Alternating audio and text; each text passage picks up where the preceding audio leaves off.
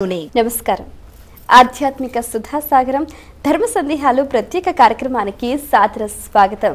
ముందుగా ప్రేక్షకులందరికీ నూతన సంవత్సర శుభాకాంక్షలు. మన తెలుగువారి నూతన సంవత్సరాది ఉగాది. కొత్త ఆశలతో, ఆశయాలతో, సరికొత్త ప్రణాళికలతో, కోయిలమ్మ కుహు కుహు రాగాలతో, నవ వసంత శోభతో ఎంతో ఆహ్లాదకరంగా కష్ట నష్టాలన్నీ తొలగిపోయి సుఖ సంతోషాలన్నీ సిద్ధించాలని ఎంతో ఆనందంగా నూతన సంవత్సరానికి ఆహ్వానం పలికే వేడికే ఉగాది. ఈ సందర్భంగా ఉగాది పర్వదిన విశిష్టత, ఉగాది పర్వదినం నాడు ఆచరించాల్సిన విధి విధానాల గురించి ప్రేక్షకుల సందేహాలకు శాస్త్రీయ సమాధానాలు అందించడానికి మన ముందున్నారు ప్రముఖ ఆధ్యాత్మిక యాత్రికులు డాక్టర్ కాకనూరి సూర్యనారాయణ మూర్తి గారు. వారితో మాట్లాడి మరిన్ని విషయాలు వారి మాటలు తెలుసుకుందాం. నమస్కారం అండి. నమస్కారం అమ్మా. ముందుగా మీకు నూతన సంవత్సర శుభాకాంక్షలు. మీకు ప్రియాతి ప్రేమైన మా ప్రేక్షకులకు అందరికీ కూడా ఉగాది పండుగ శుభాకాంక్షలు, శుభాశీస్సులు.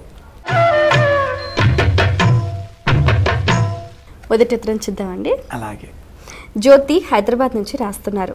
ఉగాది నాడు ఎటువంటి నూతన కార్యక్రమాలు ప్రారంభించవచ్చు తెలియజేయగలరు అంటూ రాస్తున్నారు. ఎటువంటి నూతన కార్యక్రమాలు అంటే, మన జీవితంలో ఎన్నో నిర్ణయాలను మనం వాయిదా వేస్తుంటాం. రేపు చేద్దాం, అవతల ఎల్లుండి చేద్దాం, వచ్చే నెల చేద్దాం. మంచి నిర్ణయాలే సాధారణంగా వాయిదా పడుతూ ఉంటాయి. అలాంటి వాటన్నింటినీ వెంటనే ప్రారంభించాలి. అది ఉగాది. ఉగాది నాడు ఎలాంటి కార్యక్రమాలు ప్రారంభించాలి అంటే, శోభస్కరమైనటువంటి అన్ని పనులను మనం ప్రారంభం చేయవచ్చు, ఆలోచనలను ప్రారంభం చేయవచ్చు. చైత్రే మాససితే బ్రహ్మ ససర్జ ప్రథమేహని అంటూ హేమాద్రి పండితుల వారు చతుర్వర్గ చింతామణిలో వర్ణిస్తారు.